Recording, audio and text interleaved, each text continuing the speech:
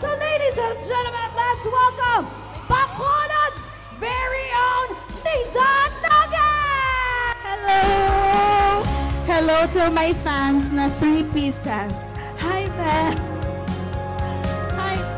Ngayong hapon. Good Ngayong afternoon hapon, po. ma'am. Siyempre, we'll just have this panel discussion light, very fun. So kaya naman, Nisa Nuggets and Bel Mariano, we are so honored to have you here on stage. Magpapakilala muna si Nisa kay Bel.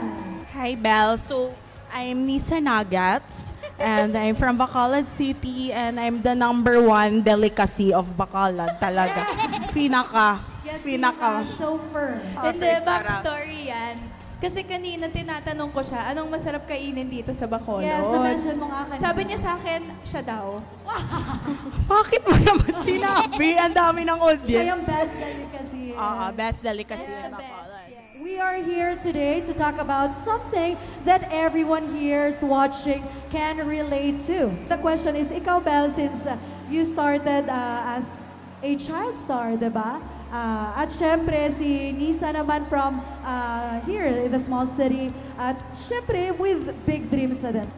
The question is, Nisa and Bel, how did you keep believing in yourself even when the recognition wasn't there yet? So, syempre, knowing both of you, Bel and Lisa, and I'm sure everyone is curious to know, of course, Pinaka-importanting recognition na makukuha mo and validation na makukuha mo is dapat galing sa'yo. I mean, all of these things, yes, it's good that you surround yourself with the right people, correct. the right environment, but by the end of the day, ang recognition na dapat natatanggap mo and validation, you seek your validation within yourself. Within yourself. Tama, palakpakan naman po Yes. dyan. Sabi naman, and I thank you. And I thank you. At syempre, sa'yo, Nisa.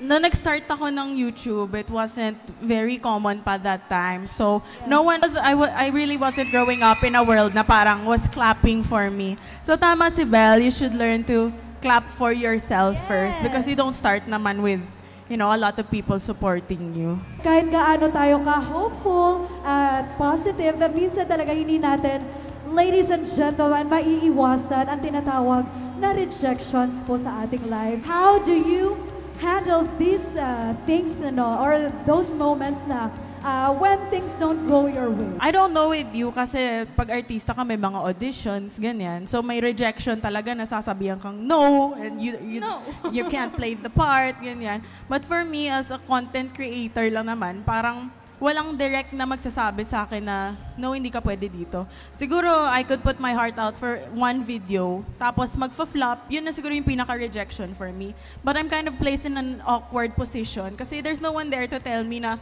okay to, or sige, hindi, try mo lang next time. Parang ako lang din magde-decide sa self ko. So if ikaw I lang wanna... talaga. Ikaw lang yun siya. Yung parang, ikaw na yung director, ikaw Ako na na.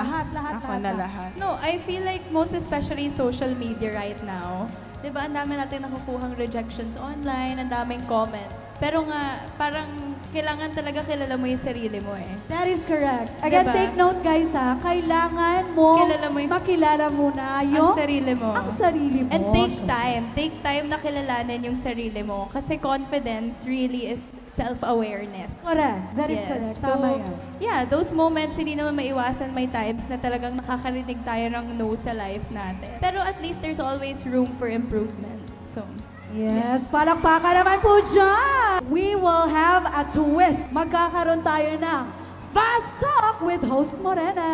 Okay, so Fast Talk. Salitan lang. Palakpakan naman po dyan. Para sa ating Fast Talk. Try again or try something new? try until you succeed. Correct naman. Hindi, pero try new din. Both. Both, okay. Take a risk or practicality? Practicality. Okay, next, Abel, speak up for what you want or stay still and listen. Stay still and listen, and if it bothers you, speak up. Correct! Yes! Oh. May extra, I gidya. love May extra.